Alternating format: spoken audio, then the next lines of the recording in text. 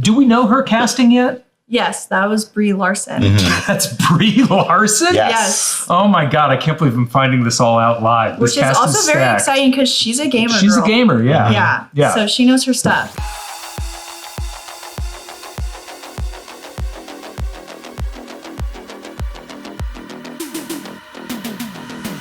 Welcome to the Break Room, everybody. I'm Alex Berg. And today we're going to be getting into the Super Mario Galaxy movie trailer, amongst other things. With me, of course, straight from the Donut Kingdom, Brandon Barrick. And if you bounce on her head, she'll have a bad day, Abby Freel. Hello, I'm excited to be here. Okay, so to... I didn't have a joke in time. It's okay. It's okay. I just made a noise. Yeah, he didn't have a joke. Yeah. I was like thinking of the Mario. You're being too hard on yourself. The wand? Well, the Rosalina moment? Oh, Yeah. yes. Yeah, I haven't watched the trailer yet. I did a bad job prepping for the show. Yeah, so Nintendo released a Super Mario Galaxy movie trailer today. We're gonna watch it here in a minute. Are you guys Mario people from the video games and back in the day, or what is your Mario level? I would ask, Abby. I'm a step above a local Mario person. A fair weather Mario fan. Yeah. Recently moved to the Mushroom Kingdom. I grew up playing like DS, New Super Mario Bros. Whatever was on Wii, Super Mario Galaxy on Wii, Mario Kart, Mario and Sonic at the Olympic Games. Yeah. Okay. So one step above local, but I know my Mario. I think you're underselling yourself. It sounds like you have quite a bit of Mario experience. So I'm excited for this. Great. And Brandon, what about you? I mean, famously, I was born in 2002, but let's say I wasn't. I was the day one Mario boy. Yeah. Got the NES system. Been playing since the beginning. When it was harder, when you had to do it, when you couldn't just save your game, you know. Yeah. You really had to earn that flagpole once upon a time. Yeah. So I played a lot of Mario and so many iterations from Dr. Mario to all the expansions, Luigi's Haunted Mansion, other games. I played a lot of Mario Kart, loved all that. Never a big Smash person. Don't care for Smash. Smash on N64 I loved, but when it got to GameCube, the levels became so intense that I would get distracted. I was when the PlayStation hit, I was like, bye Nintendo. See you later. I'm a cool boy now. So you guys don't have a main? No, Smash. I was never, and I would go over to my friend, anyone who owns a 64 or GameCube with Smash, you can't play with them. That's ridiculous. It's no fun. And when they explain the concept, it doesn't even make sense. Give me a health bar, not a percentage of the likelihood I'm going to get knocked off. Yeah, but then the percentage can go up to 300. Yeah, I don't understand numbers like that. I'm too stupid to play Smash. Yeah. Well, that's good to know. Right. I'm like you. I was there for Mario at Rope Drop. Okay. But weirdly, for as much as I've played Mario games over the years, the Galaxy games are ones I just never had, and no one whose house I hung out at had them. Because I started on Wii, right? Wii was the first Galaxy game. I think so. Yeah. Because I think part of it was you had the nunchuck or whatever. Yeah. Us playing Wii. Yeah. So, I'm bowling. I'm familiar with Rosalina from Mario Party and being she's got good dice. She just showed up in Mario Kart one day and I was like, I don't know anything about her, but great. Yeah. Okay, well, so let us watch this trailer, Brandon, for the first time. Yes. And then we will go through and sort of pick it apart. Brian, have I given you enough preamble? Are you prepared, sir? Oh, he's ready. He is. Look at him. He's Johnny on the money. Did you see the cast? I have seen some cast announcements, but I have not heard their voice in action. Okay, so let's. You're gonna make me guess. I was gonna make you guess.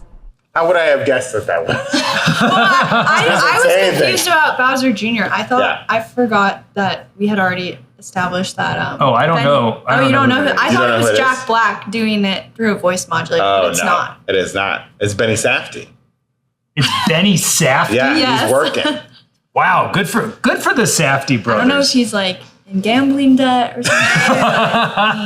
He has a good time. It's interesting that you didn't really hear Chris Pratt. They did not want to remind everyone that Chris Pratt was. And the one time you hear a lot of Charlie Day. Yeah, Bowser's just even Bowser doesn't like Chris Pratt's Mario. But what are the positives? What are our positive takeaways from this Mario trailer? I'm really excited about Rosalina. Yeah. Can you give us some? Because again, I haven't played Galaxy. What is Rosalina's deal? She's like a space princess? Yeah, and there's like a really weirdly sad, tragic backstory to like her planet, but it doesn't really get explored. Right. So she's just kind of vibing. They just kind of occasionally she's staring off into the middle distance and weeping, sort of a thing. Yeah. Okay. Well, I did see some hope online that maybe this movie will get into the lineage of both Rosalina and Peach. And eventually Daisy, right? Daisy's Peach's little sister, I think. That's another character that I was Daisy like. fits in there somewhere. Yeah. Internet going crazy. Yeah. With Losing anger their right minds. now. But yeah, I mean, it looks great still. Yeah. I mean, I think the best thing this movie has going for it is that we've kind of, like every good sequel, we've gotten past the setup of everything. There was a lot of setup in the first movie, and it felt like the most fun sequences were like, okay, well, now you've heard Fred Armisen do his insane Cranky Con voice. We can just kind of have fun in the world. Yeah. Now you just get to have fun all the time. Yeah. They're in the world, they're doing their thing. It'll be exciting. This is maybe speaking to my Andor nerdery, but like, Jess was working on the breakdown. We'll have a breakdown of this out on the new Rockstars channel tomorrow, I think. But, so I was watching the trailer this morning looking for Easter eggs to help Jess out. And when they launch into space and they have all like the stars and comets and stuff, I was like, the Eye of Aldani. I was like, no, that's not what that is. Those are just bargain bin stars and stuff. Do either of you remember why Bowser is tiny? They shrunk him at the end of the last movie. Is that how it happened? Yeah. Okay. Yeah. I saw the movie with my daughter and then spent 2 hours listening to her rag on Chris Pratt afterwards. Okay. So that's like my... And you're like, I'm missing the end here. This is crucial. Yes, truly. You think they'll team up with Bowser in this movie? It seems like they're going for like a friendship thing. Like Even though Bowser Jr. is like out of pocket? I think Bowser Jr. by the end of the movie is going to be like, oh, they're not these like miserable, tormenting jailers. They're kind of pals. They've sort of forced him into being friendly, which in my head canon, what I want from the Mario movies ultimately is to get to a point where they can do like the Mario Party movie or the Mario Tennis movie, where it's like, okay, they're all friends now. Here's all the characters. Wiggler's here, Birdo's here, whatever. And now they just are like, we got to figure out who's the best at tennis. Like we really need to know who's like the soccer pro amongst us or whatever. That's my hope and dream. I don't think that'll happen, but that's what I'm hoping. I mean, it's got to be leading to a Smash movie, right? That's where it's got to all go somehow. I mean, we were talking last week a little bit about the Zelda movie that is forthcoming, and like there's absolutely going to be a Donkey Kong movie. I have a feeling that the lure of the shared cinematic universe is not lost on Illumination. They've got Gru, they've got Minions, they've got pets with secret lives. Yes, the most secret lives you could imagine. They have trolls? Is that? No, that's DreamWorks. No. I think Trolls is DreamWorks, yeah. I think Trolls and Smurfs are DreamWorks. Sure. Yeah, I think so. Sony is Smurfs? Am I making that up? Everyone who works at Sony We'll is a Smurf, but I don't know if they have the IP. I think it was DreamWorks was Smurfs. That sounds right. The Trolls. I'm not sure. Trolls is DreamWorks. Yeah. So what character? So with Rosalina and Abby, I'm going to continue to pick on you here. Quick, tell me how tall she is. No. Do we know her casting yet? Yes, that was Brie Larson. That's Brie Larson? Yes. Oh my God, I can't believe I'm finding this all out live. Which is also very exciting because she's a gamer. She's a gamer, Yeah. So she knows her stuff. That's very. And I'm sure the internet will be very kind to her. Always. And be very excited about Yes, always. As they always are. Yeah. I think now part of being in the MCU means that anything else you work on, you get the George R.R. Martin treatment where like he can't do an interview without somebody being like, where's the next book? And now if you've ever been in the MCU, and Brie Larson particularly playing such a large role, I think the rest of her life is just going to be like, Captain Marvel coming back. She's never going to be able to rest. When she posted that selfie on Election Day and she was in a hoodie hiding her wig, everyone's like, oh, she's got the Captain Marvel wig, but maybe it was a Rosalina wig. Honestly, maybe she took the hoodie down, the bangs would have covered one of her eyes. I actually did think that, and I was like, what if it's a post-credit scene and she just like becomes real life? She becomes real. They need one person in the Mario movies to just play themselves. It's got to be like Muppet Rules, right? You always have to have one human. Yeah. Like you need your Tim Curry from Muppet Treasure. Well, what's in the Mario game that was on the Switch, that Galaxy game? Yeah. the woman in the city with the red dress or whatever. Pauline? Who's like a human. Yes. Yeah. They should have a live action human just like rotoscoped into Isn't these she movies to in be the Pauline. first one? Is she? I think she. So is she? Oh, she's in the first Mario movie or the first Mario? First movie. I don't remember Pauline showing up, but she's. I feel like it's like a cameo. Yeah, canonically. If she's in the first movie, Colin. Let us know. Yeah. us the Please, if you're in the timestamp. chat, let us know. I will say, speaking of the chat, Jackamon sending in a $5 super chat or £5 super chat on YouTube saying, I love that Brie Larson is voicing Rosalina. It's honestly perfect casting IMO. And Jackamon also saying that Pauline makes a cameo in the first movie. Okay, I take it all back. This should have been a real person. She's been a human. Yeah. In the movie. I think it's good casting. You know, it's tough with all the stunt casting of like voice actors.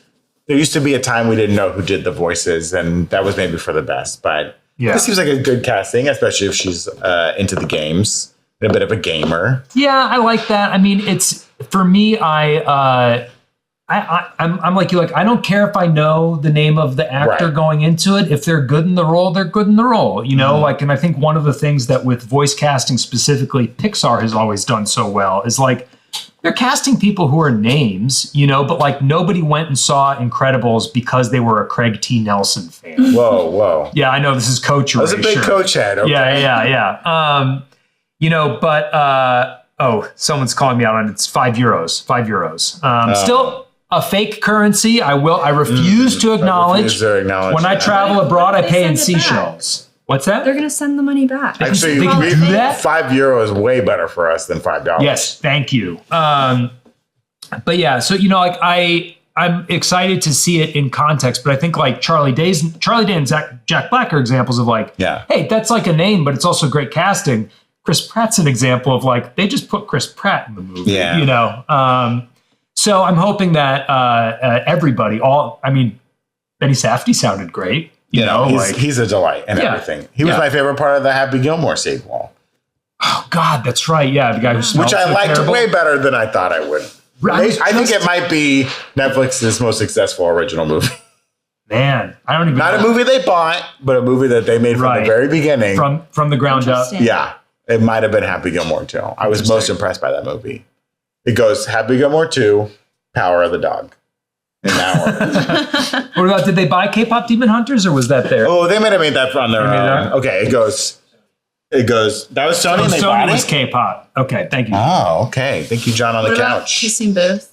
I like Kissing Booth 2. I like 2 because Kissing Booth 1 has to establish the rules of the Kissing Booth, but 2, it's all just kissing. Is what's the Vanessa Hudgens Princess Switch? Is that Netflix? Yes. Christmas Princess. That one. They're also related to Christmas. Yeah, they're all happening around Christmas. The Christmas cinematic universe is nuts. Okay, we're getting a couple calls in the chat for other Nintendo movies. Okay. A few questions. Seattle KO wants a Metroid movie, which absolutely. That would be up there. Yes. Yeah. And also a question from Marky Mark. Who's going to voice Yoshi?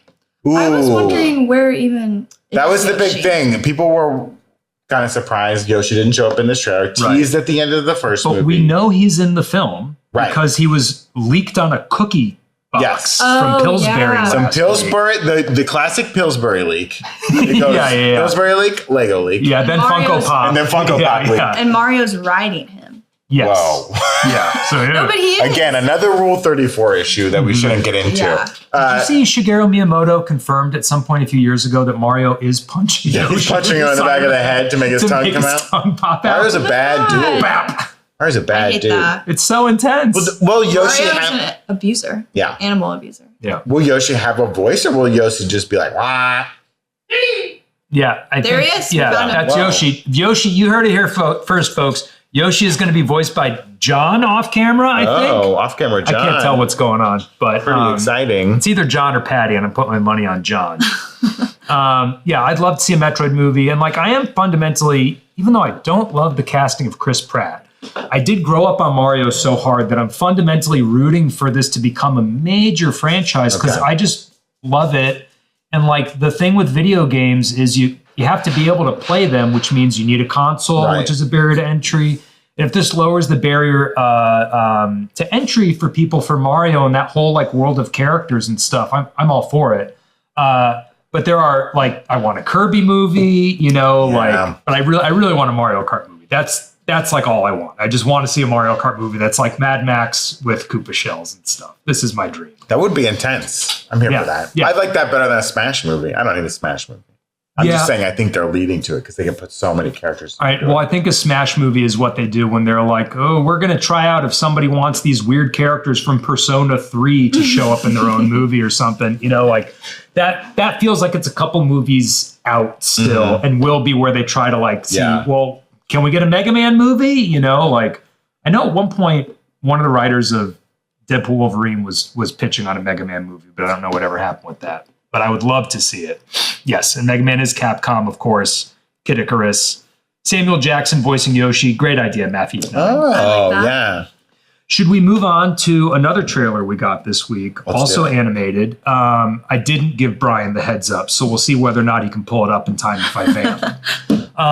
But we also got a Toy Story 5 teaser trailer, I'd say. Not a full trailer. Definitely a teaser. I would say it's a teaser of a teaser. Teaser of a teaser. Whoa, Brian. Like a pre-tease. Yeah. Quick draw McGraw over here for all you Hanna-Barbera fans. But yeah, we got a quick Toy Story 5 trailer. Again, another one we were talking about last week on our franchise discussion. Abby, I'm almost afraid to ask.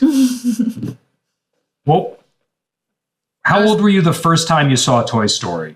I don't remember. It was always there. Right. I think I'm the same year. I'm as old as the same year as the second one. Oh, both came out in 99. Right. So Toy Story and Toy Story 2 are very like just embedded in my brain. You watched them at home. Right. They were just like kind of on all the time. DVD, like no, specifically Toy Story 2, like no, like by heart. Yes. Toy Story 2 is fantastic, by the way. Yeah. It's an amazing movie. It's crazy that the first toy. So I don't know if this was the case with you, Brandon. You don't have kids. I'll give you one if you want. No, I'm good. But when you're a parent, your kids latch onto certain movies, and you wind up watching them like 10 times over the span of 2 days. And one of the ones my daughter latched onto was Toy Story.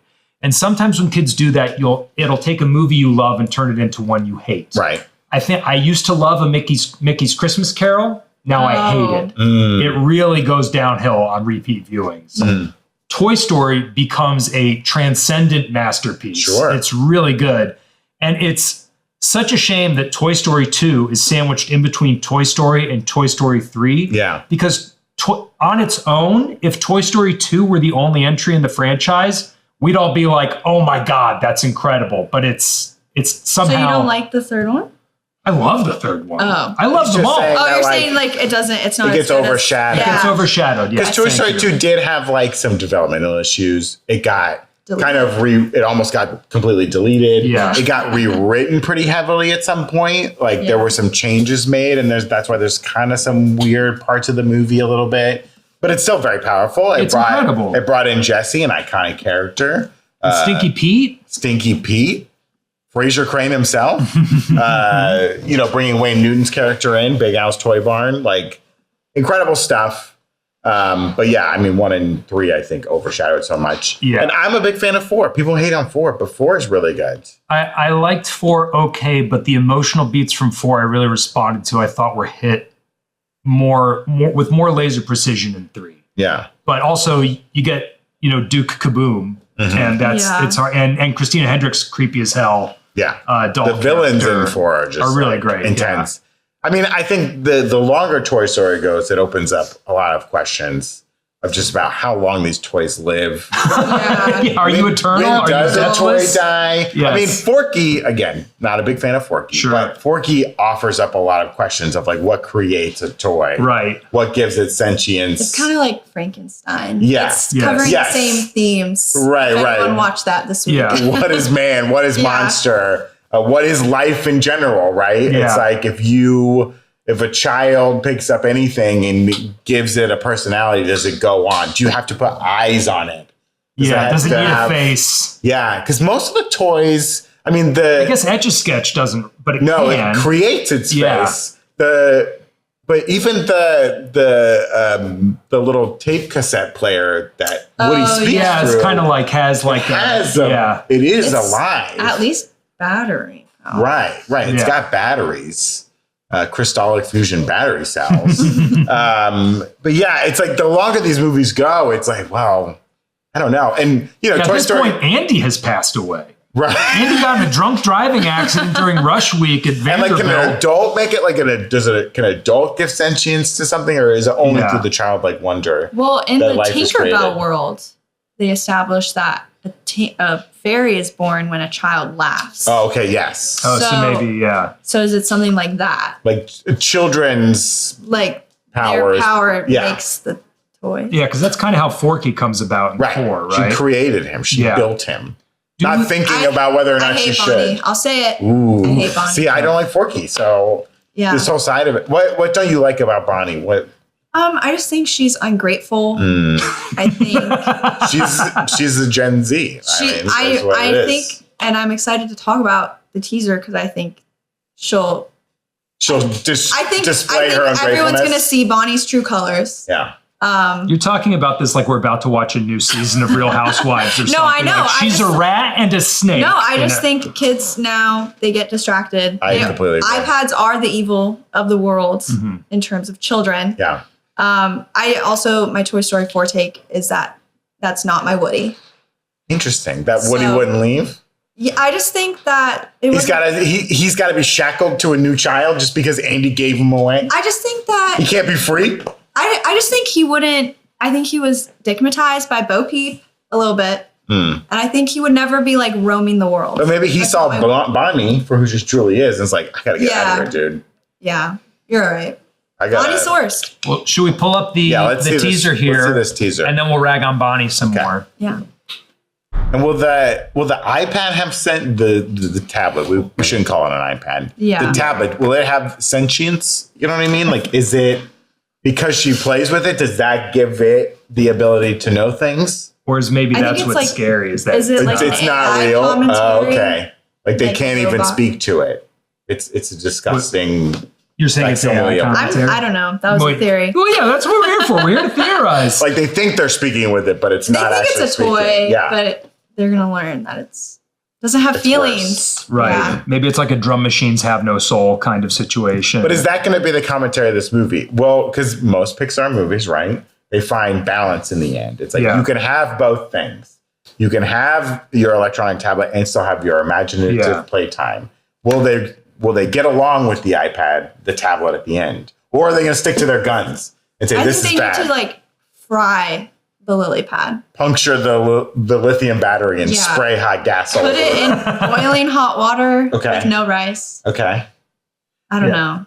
Yeah, I mean, move. I'll say this, again, as someone who willfully would give my child a screen to be like, please, I just need a minute to make a sandwich. Let me be, and to Brendan's point about balance, like, I imagine at the end it'll be like, we can't all get along. These movies tend not to be like, and the final scene is Woody curb stomping the lily pad. That's not. His boots aren't strong enough. No. His boots would shatter. Woody could never. He's not going to break that Gorilla Glass. No. It's too strong.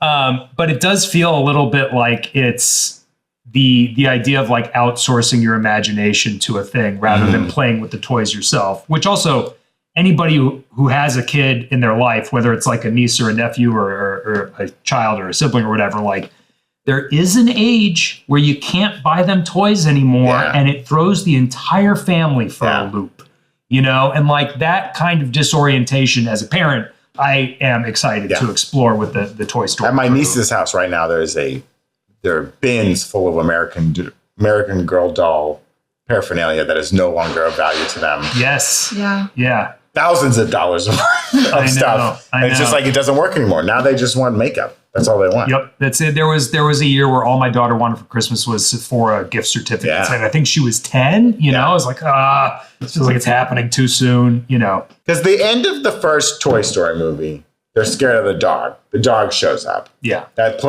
happens at the end of the movie. Yeah, and they're also it's like Woody versus like Buzz is like the new toy. Yeah, that's the whole movie. But at the end of that movie, they're like, oh no, a dog's coming in. The one thing the toys can keep up with. Right. The second movie starts, they're friends with the dog. Yeah. That all got ironed out, like right? The cliffhanger. And they can speak with the dog again, which is just beyond craziness. We just need the They're rules. controlling the dog Yes. at the start of it. Yeah, they're gaslighting the dog. Yeah. And making the dog They are answer. mean to the Yeah, dog. they are mean to the dog. Yeah.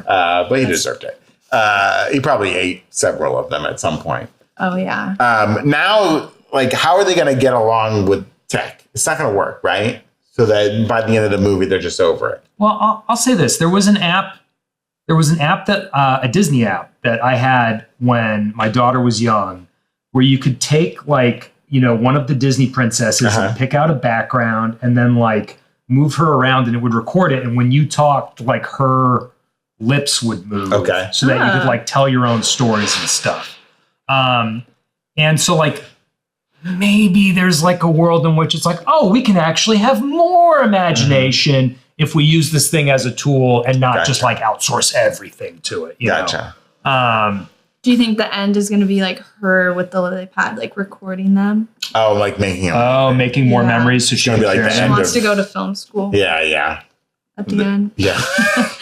And it's like, oh, the toys helped her achieve her dreams or something. But she didn't actually make the movie. They just moved. It looks like stop motion, but it's really just them moving. And they made it because she's so cracked out on YouTube. Do they expose YouTube themselves? shorts. Like, do they show, not expose? Oh. but, Yeah, like, okay. They break the rules and they get recorded. Do they show Bonnie, like, because they did that with Rats. Sid. In the first one, Rats. They do they do that with Bonnie? Ooh. And be like, really get rid mess of this her up. iPad. And then she records it and makes like reels of it. Yeah. And then goes viral. And then Andy comes in. My dream is that Andy has kids and he's like, give me my toys back. He shows back up and he's like, that would be John like, just gasped. like, that's what I've wanted since Toy Story 3. It's for him to come back. And then Toy Story 4 was like, no Andy. Because my boy Woody's got to get out there. You know what I mean? He's got to see the world. No, he's Andy. A lot of people online are mad. They're like, how's Woody back? So does Toy Story 4 mean nothing? What gives?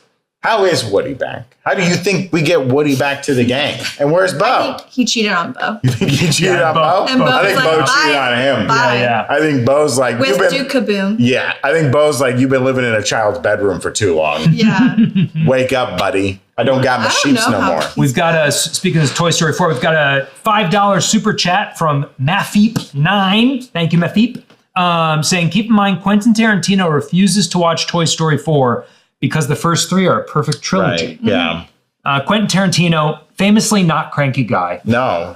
Super chill. No issues. I will say, I do think the first three are great, but really also good. like, Quentin, you got to give 4 a chance. I mean, come on, you just what close is yourself off to new what is experiences. Pixar supposed to do, guys? You didn't like Elio. What do you want him to do? Toy Story 4 is significantly better than the worst.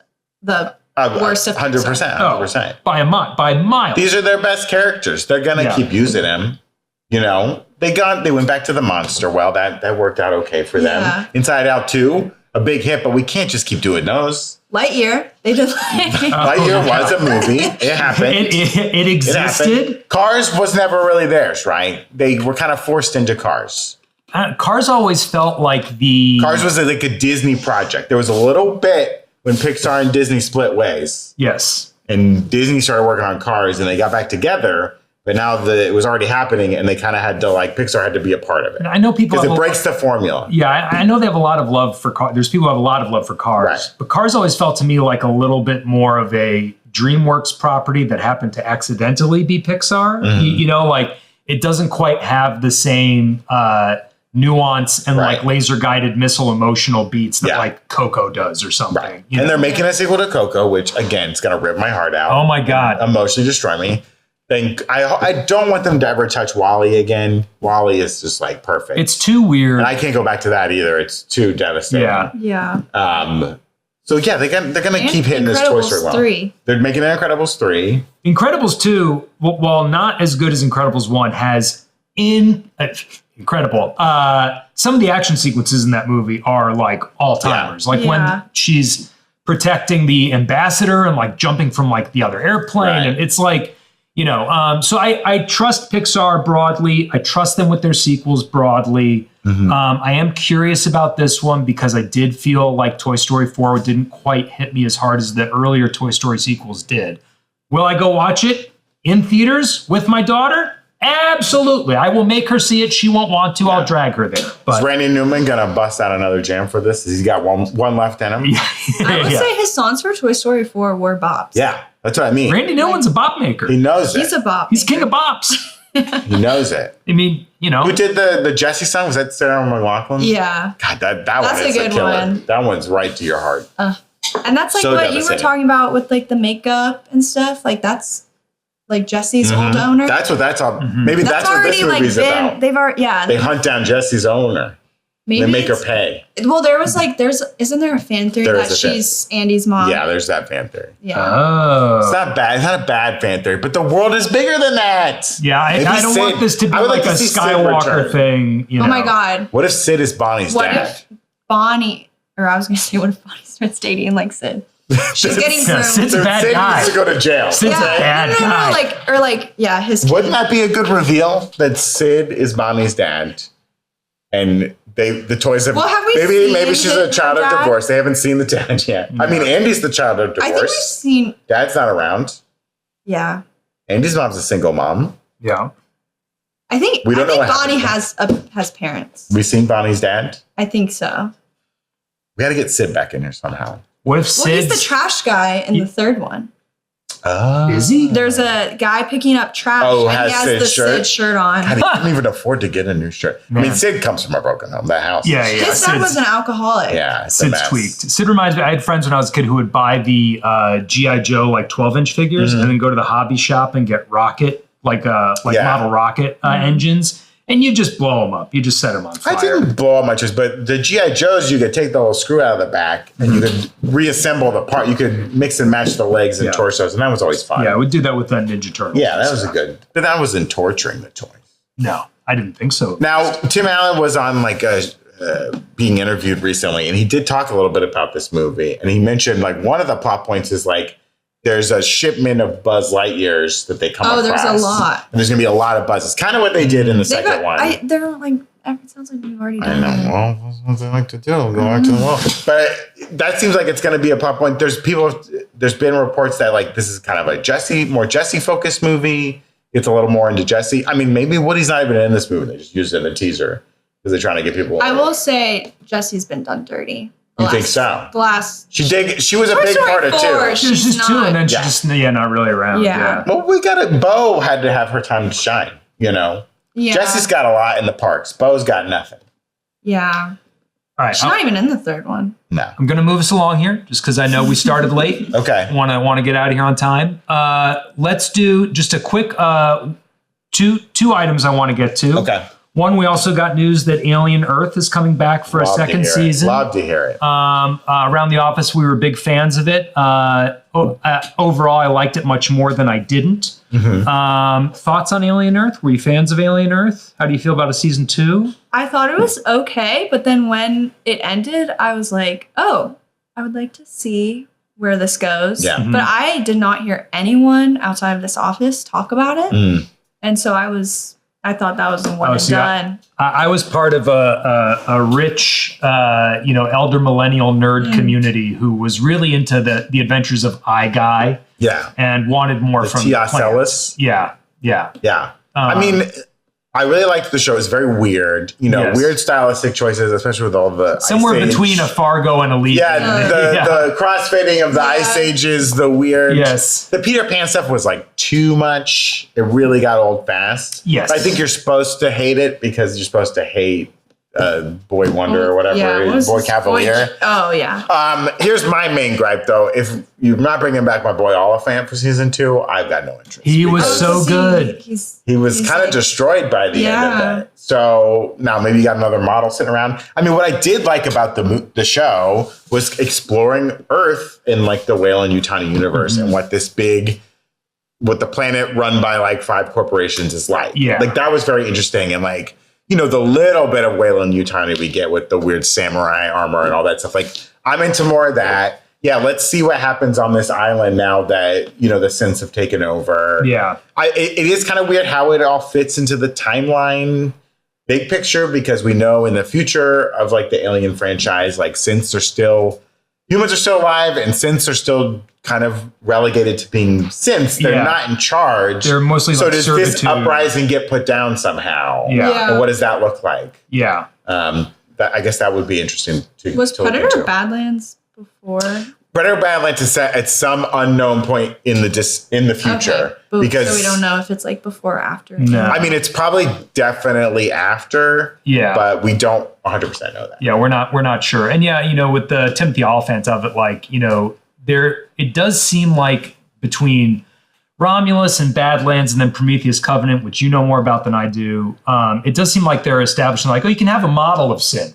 Yeah. You know, so maybe the Timothy Oliphant model comes back, even if that. Well, he's not even like Wayland Yutani. He's like a synth. It's true. He's a boy cavalier. Prodigy or whatever. So it's like, it is very strange. Because Prometheus and Covenant kind of established that like David, Michael Fassbender, was the only model of synth. Right. And then it's like, you know, on the Nostromo, they didn't know the guy was a synth. So it was like secret synths. Yes. So, I don't know how it all fits out. And it seems like, you know, Noah Hawley didn't want to get into too much of the Prometheus Covenant stuff as much. It did feel like they were like, hey, we're going to make this boy cavalier and this new thing on an island so we can tell our own contained story, which I actually think opens up opportunities because then he doesn't have to worry about stepping on the toes of lore or canon or any of these other things that can be very difficult to navigate and get in the way of storytelling. But like, I just want to see more of Morrow. You know, like I thought that actor Babu Sise, right? I thought he was so goddamn good. More dude in suit Xenomorph. Yes, so absolutely. I loved all the weird little critters they brought back, you know, and I thought Sidney Chandler was great. I love the idea of like, oh, hey, you're communicating with the Xenomorph rather. Like that's really interesting to me.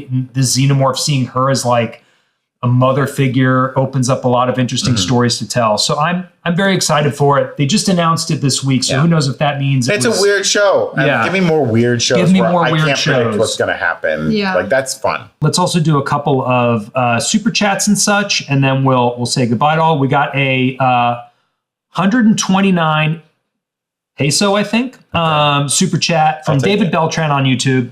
Longtime listener, first-time caller. I heard Mario is really difficult behind the scenes, very abusive, and a huge diva. We've heard the same thing. I bet it's true. We've heard the same thing from our industry contacts. It's because he's so short. You know, he's got a real complex. We've also got a 10-month sub celebration on Twitch from Navy Cherub. Thank you for being with us for 10 months, Navy Cherub. Drogo with an 8-month sub, and I'm teeing this one up for last, Drogo. I'm sorry for making you wait. Love you guys. Thoughts on Pluribus? How do you guys think she will save the world? Cool show, IMO. I really like it. I've only watched the first episode so far. So you want us to just spoil the second episode for you so you don't have to see it? Yeah. Incredible pilot. Loved it. Like, again, super weird. Don't know. I loved just kind of figuring things out as they go along. This idea of like an invasion, but it's not.